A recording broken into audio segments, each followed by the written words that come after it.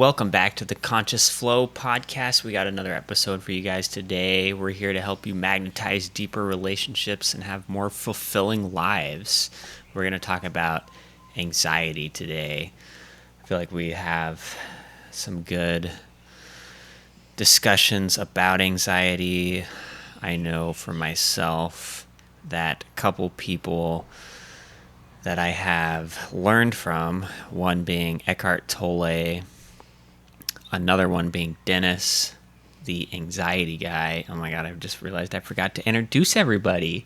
This is Marley, my co-host. Hi. And this is Julian, our practice child. Our baby. Uh-huh. And Yeah. he's gonna have a barcaphone here in a moment. Yeah. And yeah. He's a little feisty right now. Mm-hmm. So. Yeah, Yeah. so we want to talk about anxiety, thought patterns. Like I said, we feel like we actually have a lot of input on this topic. I think you have a lot to say about this because this has Yeah. been like a huge focus for Yeah. you lately. And, you know, have we talked about this on this podcast? You kind of like go through different gurus that you listen to over periods of time. I think I talked about Andy Elliott. I was all into his sales techniques and his workout motivation. Yeah. And yeah, and then I go from Eckhart Tolle to Dennis, the anxiety guy. By the way, guys, definitely check out the anxiety guy on YouTube. And I think another reason like we want to bring this up is because obviously we're living on Oahu in Hawaii, a beautiful tropical paradise. We've been here for about a year now. And something we've noticed with living in Hawaii or like a tropical paradise is that anxiety is, in some ways, you notice it a little more, and here's why. Basically, if you're on like the most beautiful beach in the best weather, the water's warm, what will happen is if you're feeling anxious, you're like, whoa, it's almost a little more noticeable because you're like, wow, I'm in paradise. So why am I feeling anxious? And you almost go into it, you almost notice it a little more, I would say. You're like, well, wait a second. And this might happen to people who come here on vacation, or, you know, sometimes I think people's anxiety can be a little more heightened. Yeah. Yeah. It's really interesting. I mean, I don't know if you think people on vacation might be more anxious, or maybe it's just that it's more, I don't know. I feel like people on vacation, you're only here for a week, so you're just decompressing. But if you live here, it's like totally different. Hey, buddy. That is a good point. It's like totally different. Yeah. Yeah. When you live here, you're just here in this beautiful place on a daily basis, and all that stuff can't just like be stored away for a week or something. It's just I feel like I'm so much more aware of my anxiety because I'll go to the beach and it's so peaceful and quiet, and it's just way more obvious to me that I feel anxious than, I guess, if I were living somewhere else. Right, because that is true. If you are on vacation, you might be thinking about, you only have 5 more days left. You got to just soak in every day. But when you're living here, you're like, okay, well, I have basically an unlimited amount of time here. Let's kind of figure this out. Yeah. So, how do you see anxiety showing up in my life? Yeah. And maybe, hey, Julian. Yeah, he's just scratching the floor. Yeah, we got to keep him from doing that. So a little bed here. Yeah. Yeah, and then maybe this will spark some of the stuff we've learned. Yeah. About it. How does anxiety show up for me? Gosh, that's such a big question because I feel like we were talking earlier about it, and I think it kind of shows up differently for both of us. Like, and I think we've kind of talked about this before, but just how for me, like, I feel it first before I have the anxious thoughts. So I'll just feel anxious, and I'm just like, I don't know why, I just feel anxious. And then it can kind of spiral me down the anxious thoughts. If I feel anxious, then I start to think more anxiously, I guess. Like, oh, I gotta get out, I gotta go do this, I gotta do this, and then I can start to kind of spiral down the anxious pattern, like thought pattern of, oh, I don't have enough time, and whatever it is. But I think that's something I noticed is that I'll feel the anxiety first, and often I'll just be like, why am I anxious right now? I don't know. And for me, usually I have to kind of drop in and allow it, like feel it and explore it. And then usually it's rooted in something deeper. Maybe it's something, just a pattern from my past that's coming up that needs to be released, or I don't know.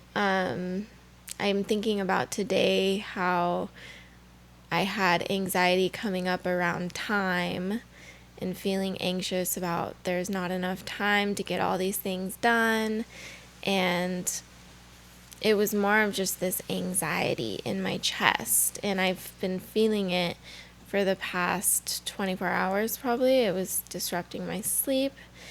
And I didn't know what it was coming from at first. And then we sort of started talking, and I was like, oh,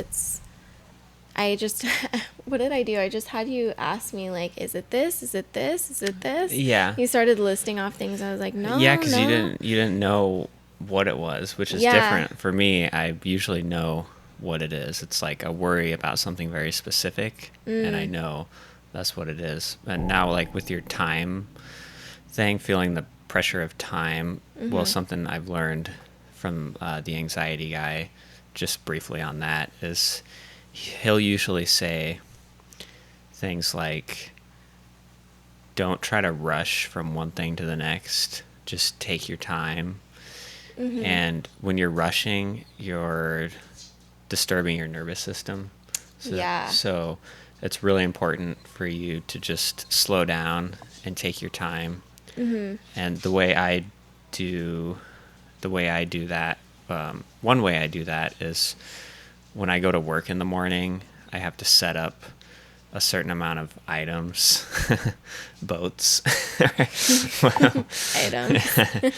and whatever. It could be, you could be setting up anything. And sorry, Julian's a little Hey, buddy. distracting, but he's just making himself comfortable. Yeah. He's not the best co-host, but he likes to be known in the background here.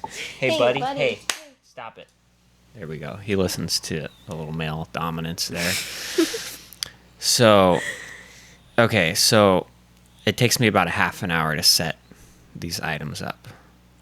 Okay, now if I rush through it quickly. Now what I started doing, I started giving myself 1 hour. So I get to work a half an hour early. I give myself 1 hour to set up these items. And I find that I can take my time. I'm not rushing. Certainly it's a stressful way to start your day. You know, I'm starting at 6:30 in the morning, and for me to be rushing that quickly totally upsets my nervous system. So I just like to take my time with that. That's just one example, but you could apply that to anything in your life, even driving, you know. No, that's a really good example of creating more time, and I feel like I could work on that because I end up rushing when I have to get somewhere, and I'm just like run, and it totally upsets my nervous system. I get dizzy, and it's not nice. And Yeah. so I think also, though, the other part of it is the deeper program that comes from childhood of maybe being rushed out of the house, or we're out of time, we got to get somewhere, and that pattern program still being in me today, and recognizing it, and then consciously reprogramming my mind of being like, no, Mar, that's not where you're at now. You're Are you talking about like from childhood? yeah, it's almost like part of me is responding to a childhood pattern where it's like, I gotta rush. But this morning we didn't have to rush. We didn't have somewhere to be. And so, you know what I mean, Kev, is that, sorry, you're distracting me. We have a lot of distractions going on today. Anyway. I just realized I needed to adjust the soundboard there. Okay. But yeah, we also have the windows open. We mentioned this last episode. Yeah, I don't Yeah. think that it made too much No. sound last time, but No, because we used to shut them. We could kind of get away with it in the winter. But in the summer here, it's like, yeah, 80 degrees and humid. And so with the windows shut, it just kind of heats up. yeah, I feel bad for some of the guests that we've had on because we closed all the windows and Yeah. all of us were just We just start drenched in sweating sweat. and it's like, whoa, we're all like really nervous. yeah, like But we're just hot. no, this is, yeah.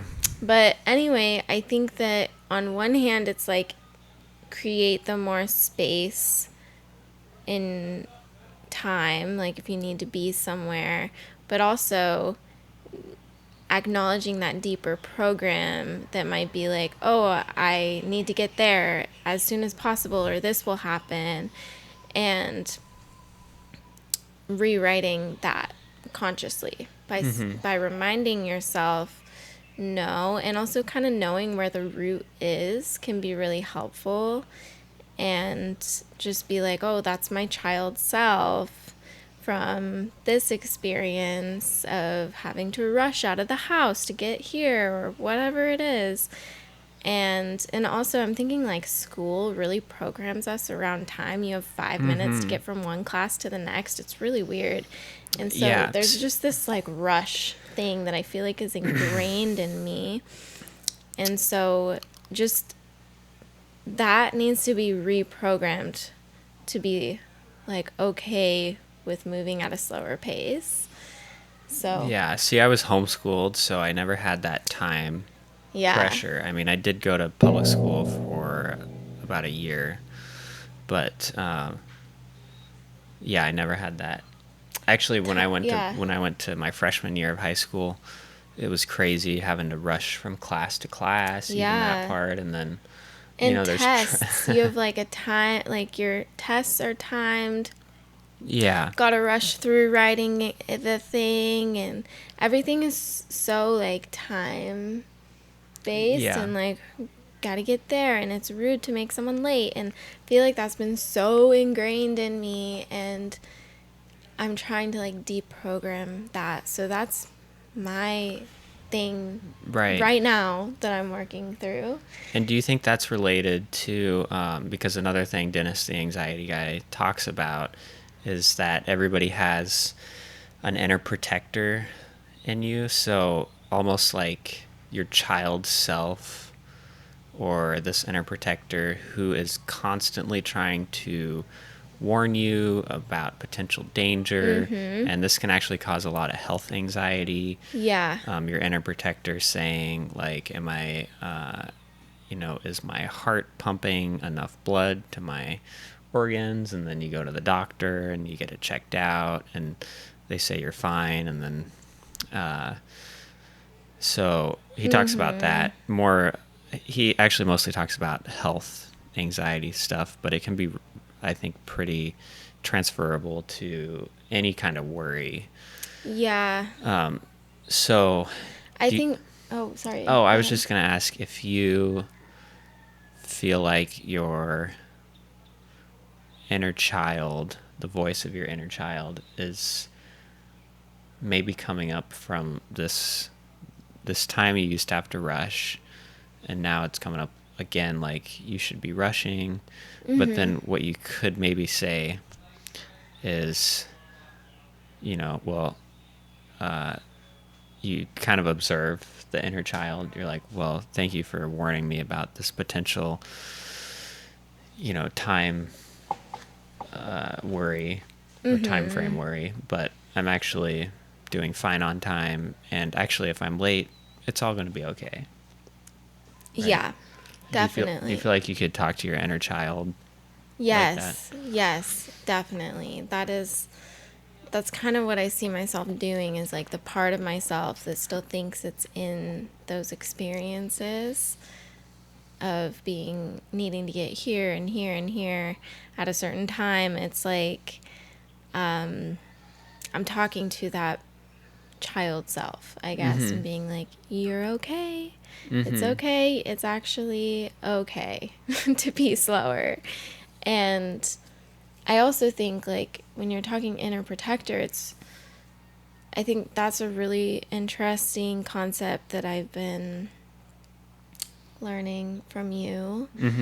And I feel like it can tie into actually some of the work that I do with past life healing and stuff. It's really interesting because, I don't know, you're just talking about the inner protector stepping forward, and I just had a vision of someone standing on a tall building or something and having this shaking fear, even if there's like no way they're gonna Oh fall or yeah, I something. totally get that. Like if I'm on the Uh-huh. balcony of a 40-story hotel or something, I almost can't even approach the railing. Right. And yeah. So, like, phobia, I mean, in some way that's natural probably, because the danger part of you, like the inner protector, can also come forward when we actually need to know, okay, that's something to be aware of, right? But Right. also, we can have phobias that carry over from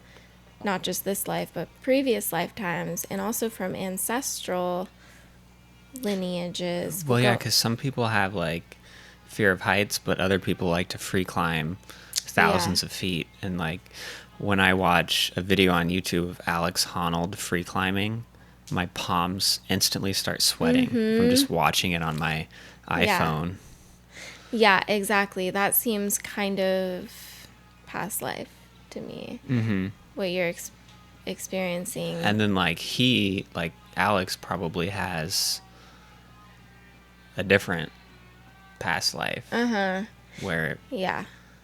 maybe he survived something terrible by climbing his way out of it, and so like he associates that with, I mean, it could be I know they've like studied his brain, and they just found that he doesn't have the fear response to Right. danger, which is Right. interesting that some people have that. Right. Well, that could happen for a number of different reasons. Yeah, maybe he's had a lot of lifetimes being in high stress situations, and so he just doesn't respond to stress in the same way that most people do. Yeah, I don't know. But yeah, that's interesting. I mean, we could go into the past life thing, but I also just want to, I just kind of wanted to tie that in to all of the anxiety stuff. But I do feel like there's so much to say about anxiety, just like current life, and the reprogramming. I just think that anxiety can come from something a lot deeper. And for me, like, that's usually how it is it roots deeper in than my current life. It's something from a previous life that my soul is, it's like how you get programmed in your childhood to be a certain way. Our previous lifetimes program us on a soul level to be a certain way and respond to things in a certain way. It's like when your soul incarnates back into a human form after incarnating into other human experiences, as soon as you come back into a human body, the soul is like, remembers what the human experience is, and then it's like, oh, being human means that these things can happen to me or something. Does that make sense? So it can, like, the soul can associate just the human experience with all these different things based off of its previous incarnations.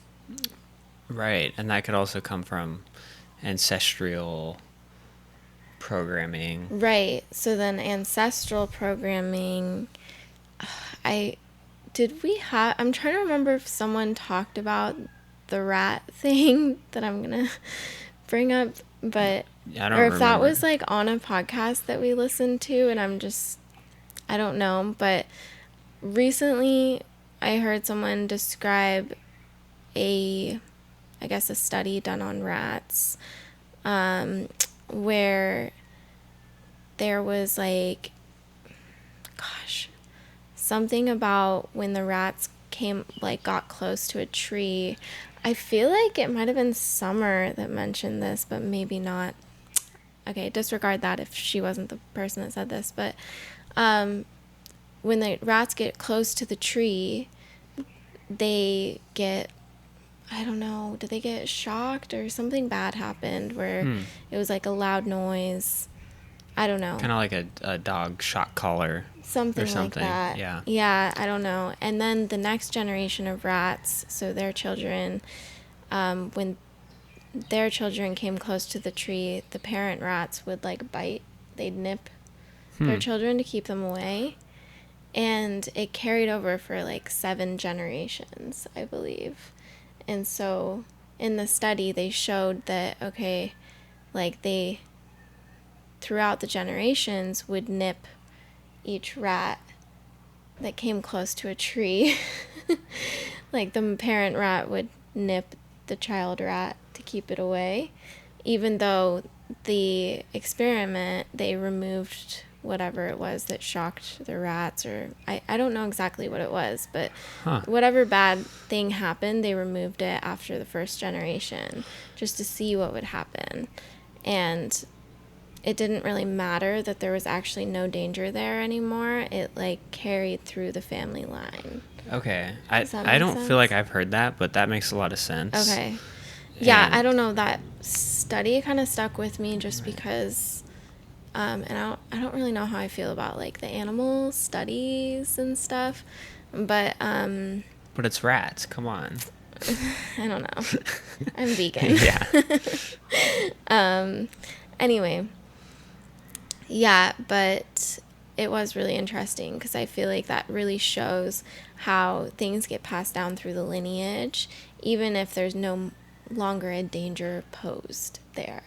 So it's like, oh, we don't do this, and you might, like, your parent might have taught you that, so then you teach your child, but you don't even really know why. Yeah. So, yeah, that makes sense. or that just it's- those patterns kind of play out, like the way that you are.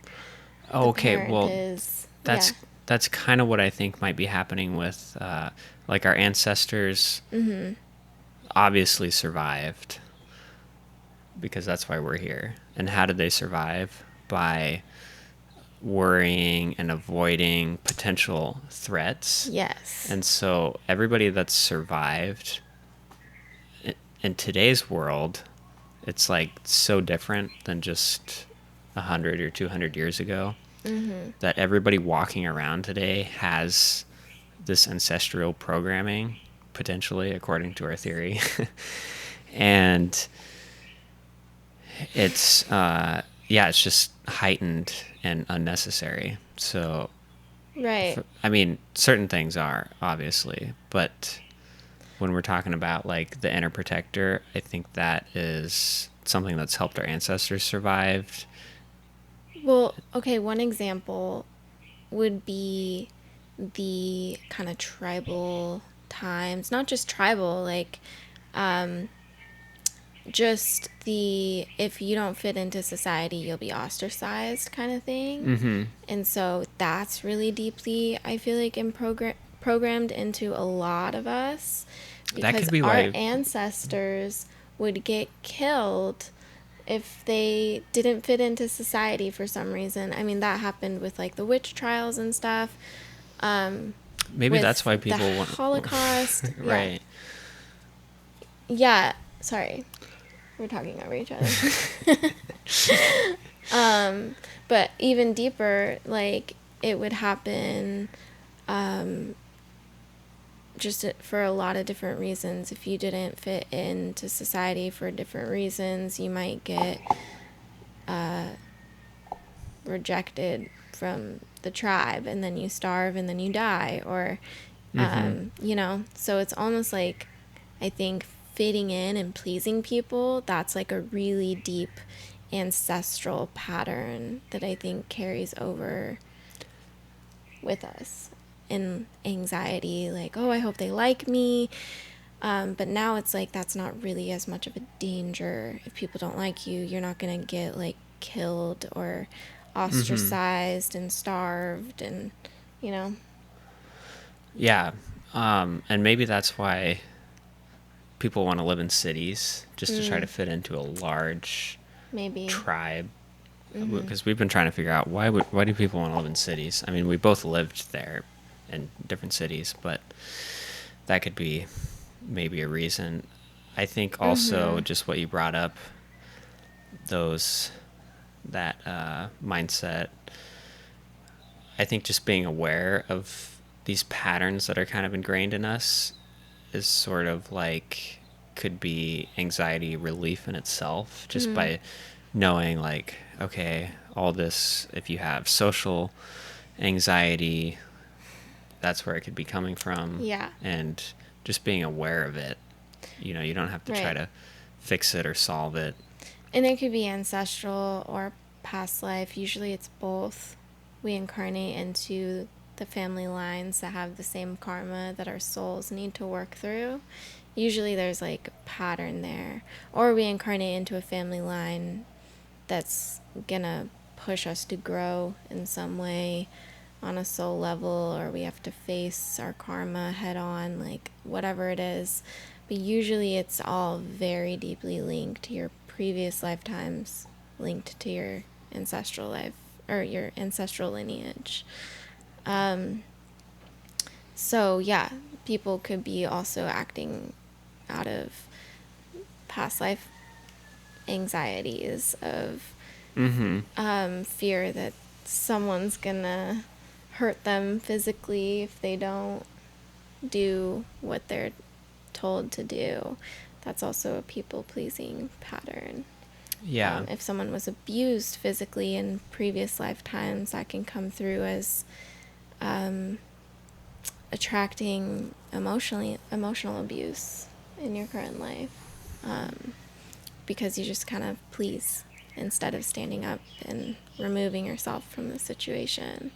Anyway, Right. the other side that I remember we talked about recently, Kev, is the overstimulation of our world today. I feel like is super anxiety inducing. And so, you know, we have technology and just so many distractions that we can use to keep ourselves from sitting with ourselves. And that's also like the opposite of how our ancestors were not that long ago. So what do you do to process your anxiety? You're probably like the least anxious person I know. Yeah, that's a great question. And so I think it's interesting that you're so drawn to anxiety and learning about it, because I feel like you're very calm. Yeah. Well, before I answer, can you just push the Dyson back a little bit? Because I think it's scraping against the couch there and making a noise, and it's giving me a little bit of anxiety, if I'm going to be honest. Yeah. Did I push it back? I think you just might have scooted the couch back, and then it's hitting on that, and it sounds like water dripping. Why it's not? There we go. Perfect. Okay. Oh, much better. Now Okay. my anxiety is gone. No. How do I deal with it? Yeah. Should I turn it off? Oh, yeah. Yeah, I mean, it's so quiet, but yeah, just go ahead and turn it off. Okay. Great question, Marley. So, yeah, if I have some worry that comes up, Mm-hmm. I will basically, you know, through some of the just different techniques I've learned, I will be like, oh, first I'll be like, thank you, worry, for showing up and letting me know there's a potential danger, but actually, the danger is not either very significant or it's non-existent. Right. But I try to thank it. Sometimes if something shows up, I will. Well, I guess what leads me on to kind of the final thing about anxiety I wanted to talk about is something from Eckhart Tolle, which he talks about the present moment. Now, he also talks about acceptance.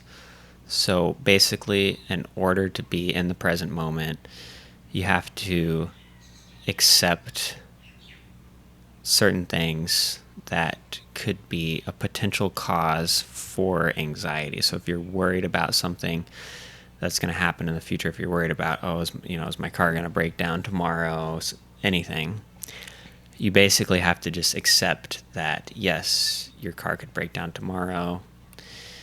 And once you can accept that, then you'll find that you can pretty much be in the present moment. Another technique, I feel like I kind of have a lot of techniques, and you can kind of apply them to just depending on what it is exactly. But, Yeah, if you take the example of the car breaking down, as soon as you can accept the worst case scenario, like, okay, my car could break down on a busy highway. So you basically accept that, and once you can accept the worst case scenario, then I think you can find a little more peace. Mm-hmm. But yeah, basically working with the inner child, sometimes just allowing the anxiety to be there without trying to fix it. That's another really powerful technique.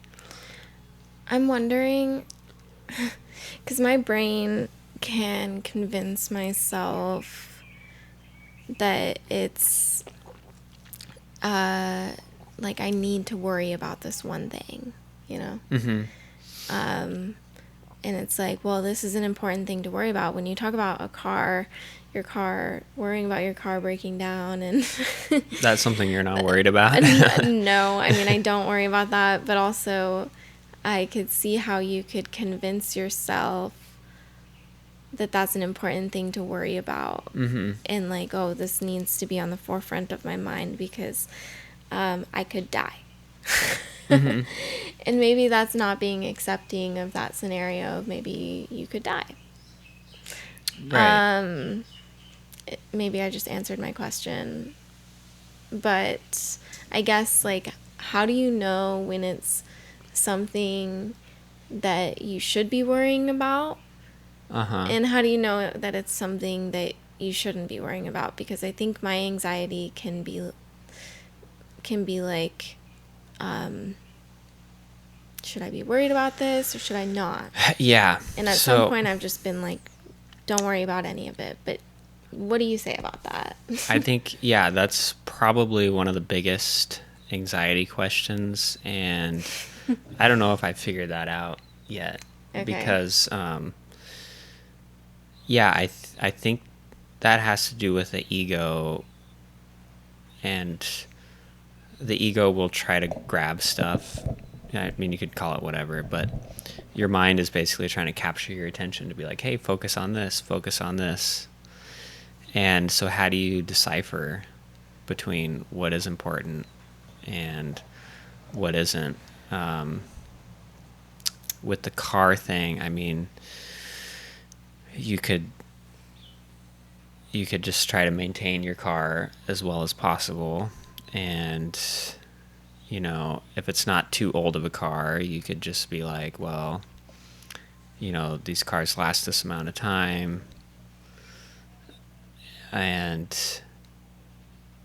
But somebody could worry about that, you know, and then it could be a problem. Along with, you know, a different example, like, you know, worrying about if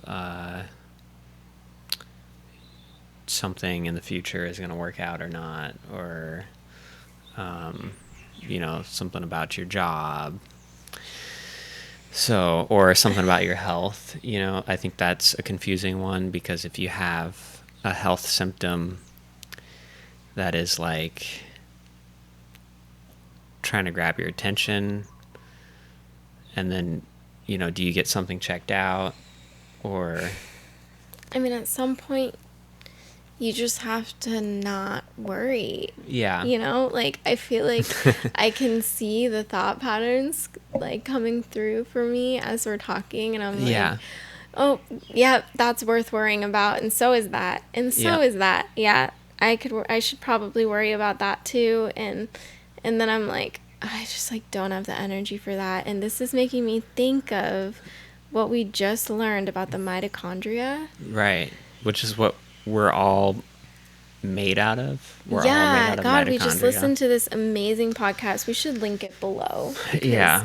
it's been really life-changing, and really at the core, I feel like I've always felt that emotions and how we deal with our emotions is the root of everything. That's what I have on my website, basically, and I feel that so deep. And this guy, he's talking about the mitochondria, which is, what even is the mitochondria? Did you catch that? I mean, I feel like we'd have to listen to the very beginning where he explained it, but There's like it's a like- ton of them in each of our cells. yeah, that basically make up the cells. And he went as far as to say that the reason, like, basically the reason we're here is for the mitochondria to expand, something like that.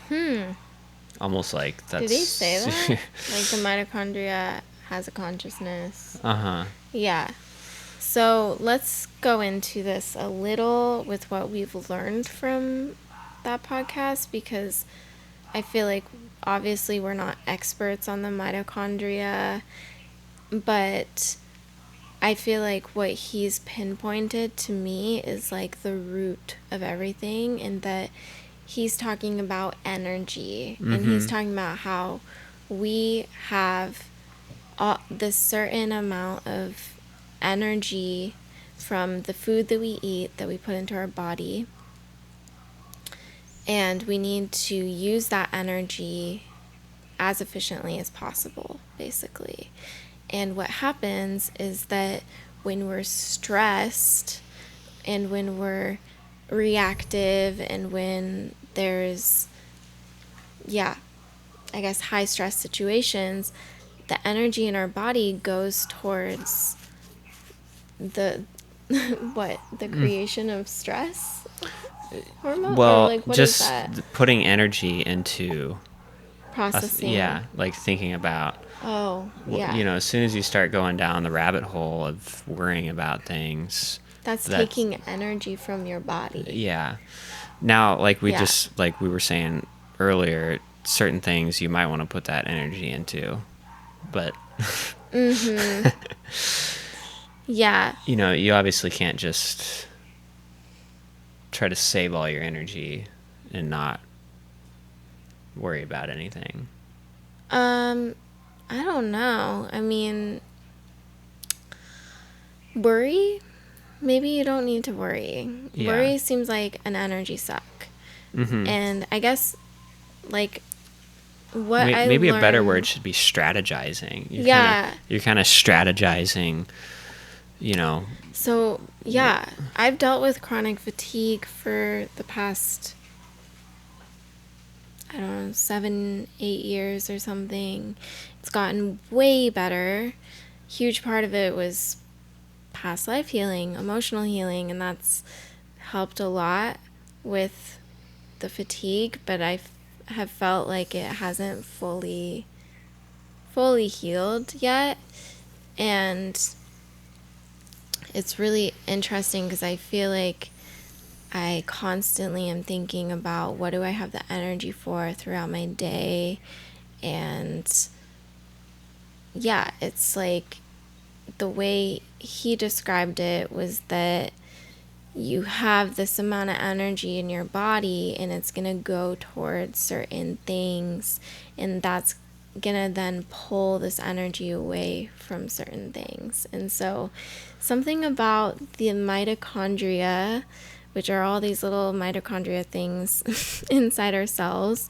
Obviously, I'm not a scientist, but they are what help us process this energy. He talks about resistance. The mitochondria creates resistance so that it can pull the energy and use it in our bodies from food, right? Right.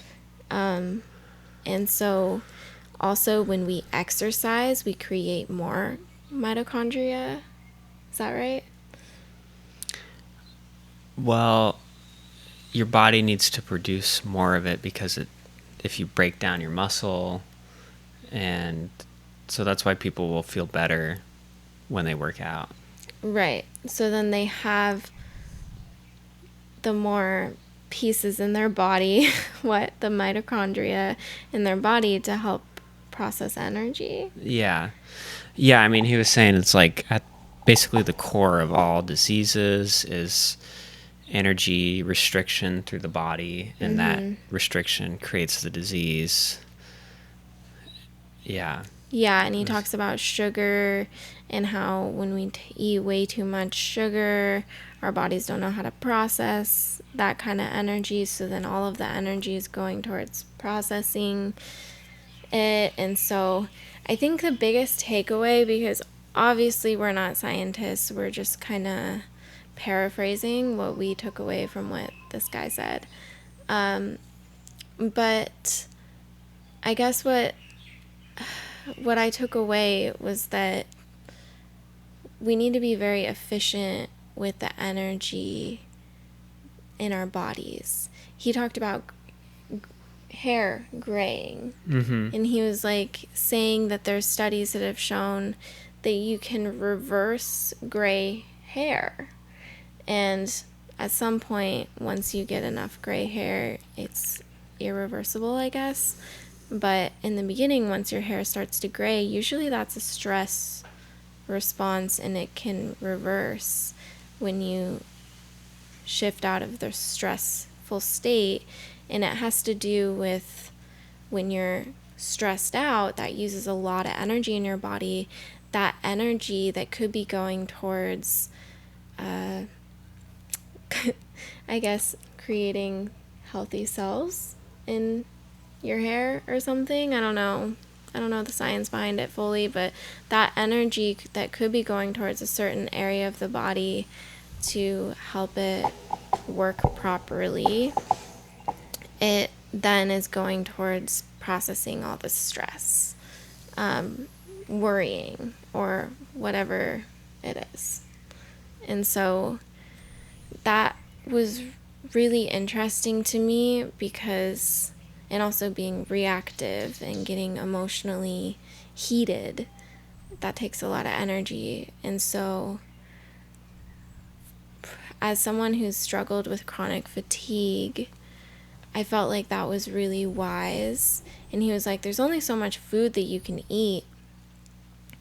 And I feel like I've just been on this healing journey of being like, am I eating, like, what do I need to eat to feel good in my body? And I almost feel like he just like pinpointed a root, which is that stress and anxiety can cause a lot of problems in the body. And I haven't maybe been focusing enough on that. I mean, lately it's been coming to my attention, like, stop feeding these anxious patterns.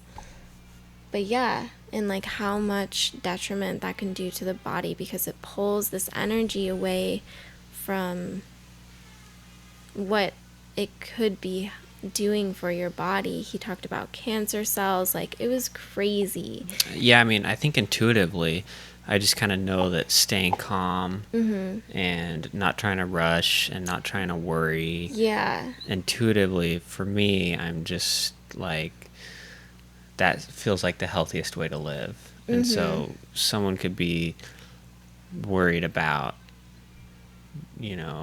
aging and dying, but by worrying about that, you could actually be aging faster. So in that case, I'm trying to close off that other conversation we were having too, just by saying, like, in that case, just accepting that you are aging is almost making you age slower, if that makes sense. So you could apply that to like any other kind of worry. Yeah. So like acceptance and yeah. Yeah, definitely.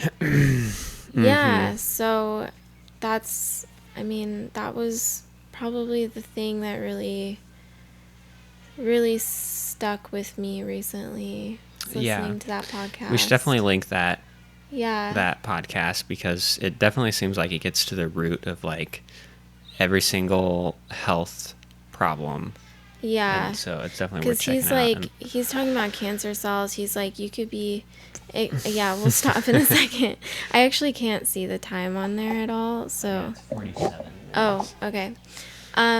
Anyway, he talks about cancer cells, and he talks about, like, how the body is able to kill them off naturally, and when our energy is being taken somewhere else, it's unable to kill them off. And so, yeah, you might be exposed to carcinogens and stuff, but if the body knows how to kill it off, it knows how, but like if the body has the energy to kill it off, it will do that.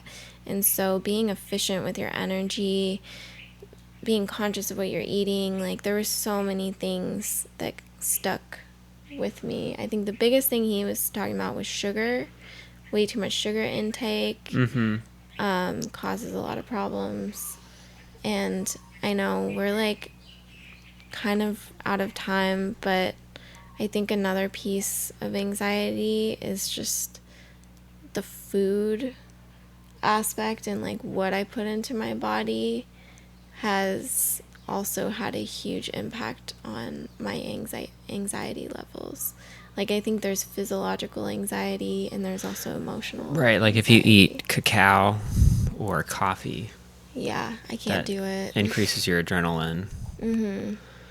Yeah, exactly. So there's a lot of pieces to it, and I think sometimes our bodies will get anxious and create anxious feelings when we need to, like, change what we're eating. And the other thing, you were talking about, maybe we should just make this an hour. Yeah. Another thing, Kev, is that you were talking about anti-anxiety medicine earlier. Not on this podcast, but what were you saying about that? Well, I was wondering if, because we were talking about how coffee is known to kind of increase anxiety.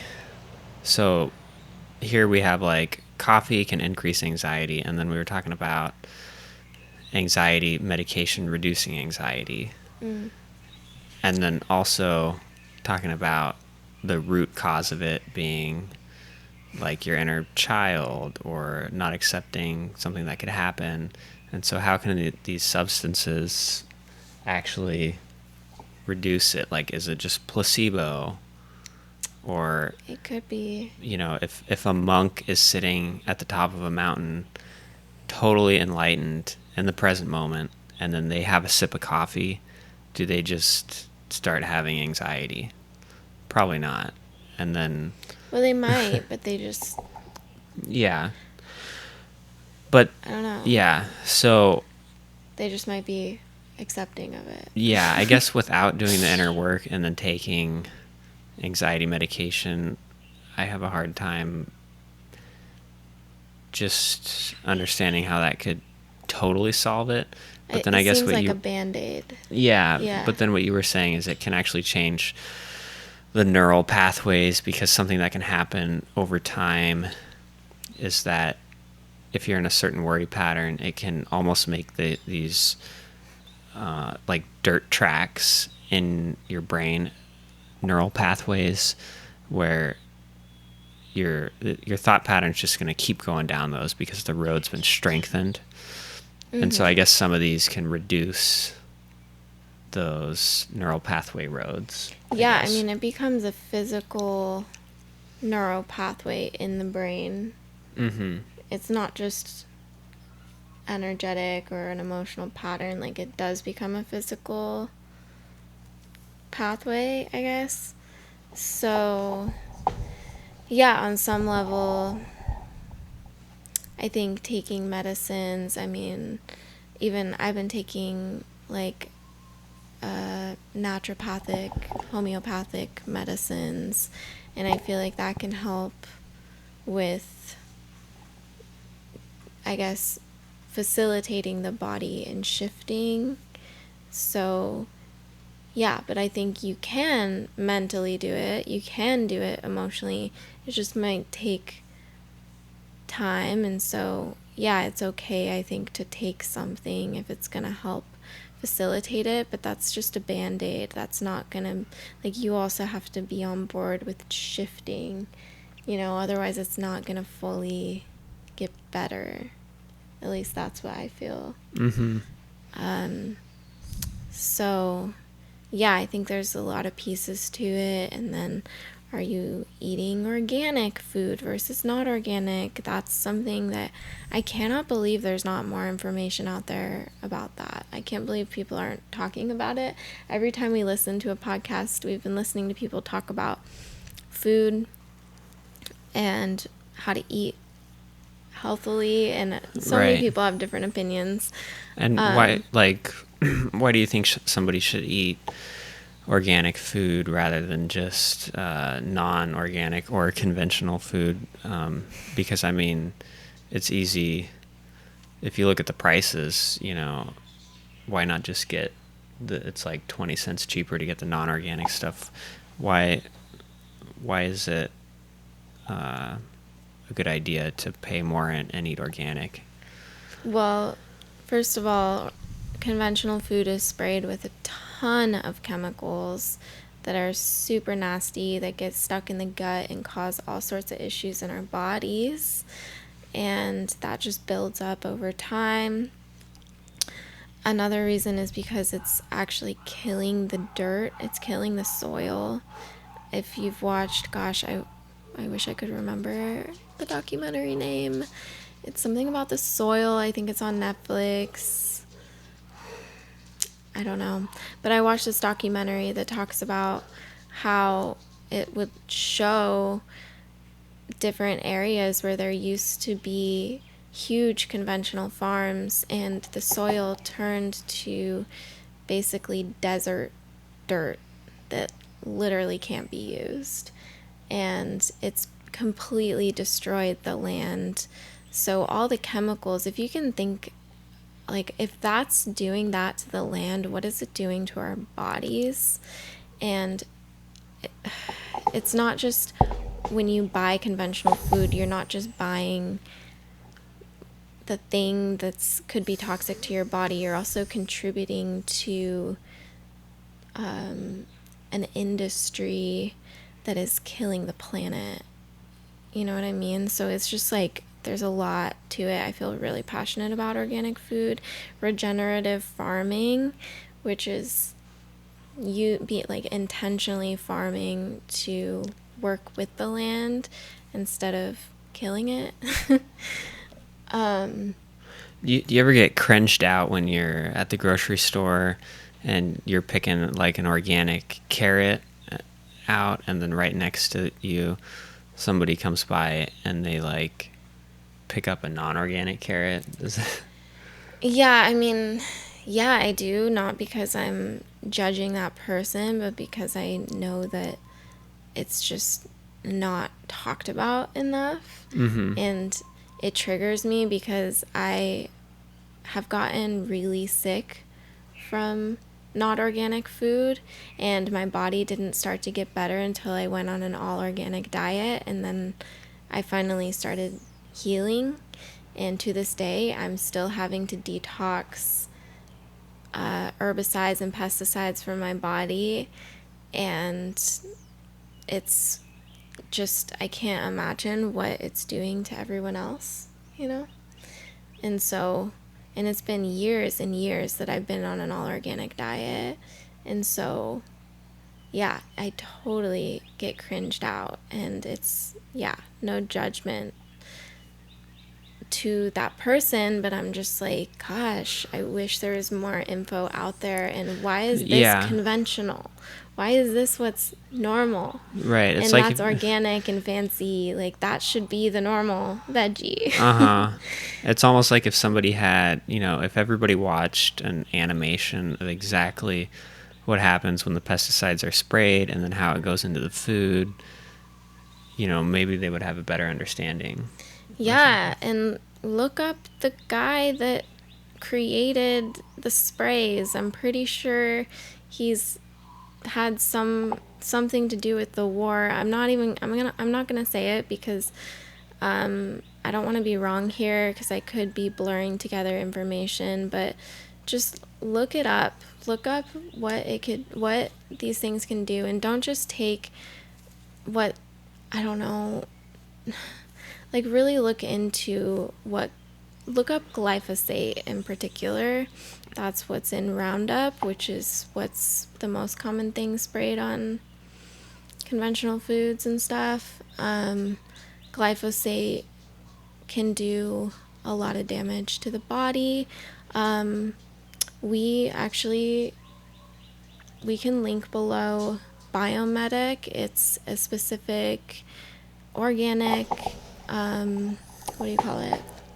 Supplement that you can take that will detox glyphosate from the gut. It's patented worldwide. We're not affiliated with them, but I take it.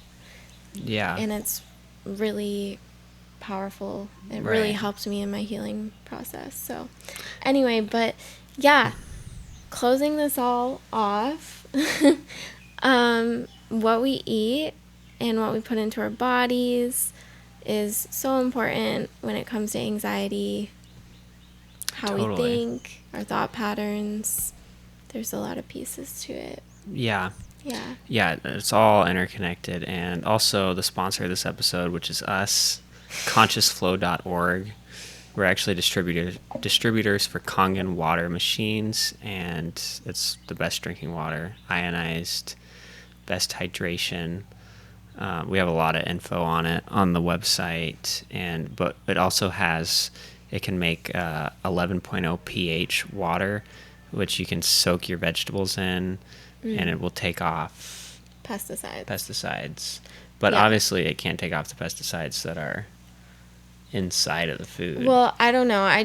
My thought is like, what has happened to the composition of that veggie as it's grown? It's got to be all. And so but organic vegetables can still have pesticides on them. Unfortunately, if the organic farm is near a conventional farm, the spray can get in the runoff and run into the organic farms. So that's the cool thing about Kangen Water, is that it will remove the pesticides from your veggies, and you can soak them and so you can remove the glyphosate from your gut, and you can remove the pesticides from your veggies. If you're going to eat a non-organic veggie, soak it in 11.5 pH Kangen water, and you can learn about that linked below. Yep. Also, Marley has a book. We talked about past lives on this episode. Her book is called Before I Live, I Die. She talks about her past lives, and it's available on Amazon. You guys can check that out. Yep. And I think that's everything. Awesome. Yeah, trigger warning. Oh, yeah. Yep. There's some It's brutal intense. past lives. Yeah. So just beware. I Yeah. didn't hold back in the telling of this story. Yep. Okay. And yeah, thank you guys for supporting the podcast, and let us know what kind of topic you want to see us talk about next. We don't get that many comments, so if you guys do comment, we'll definitely see it. Yeah. Yeah. Yeah. And final thing about Kangen Water is you can book a call with us too. We'd love to meet with you and share with you more Yeah. about Book an the machine. appointment.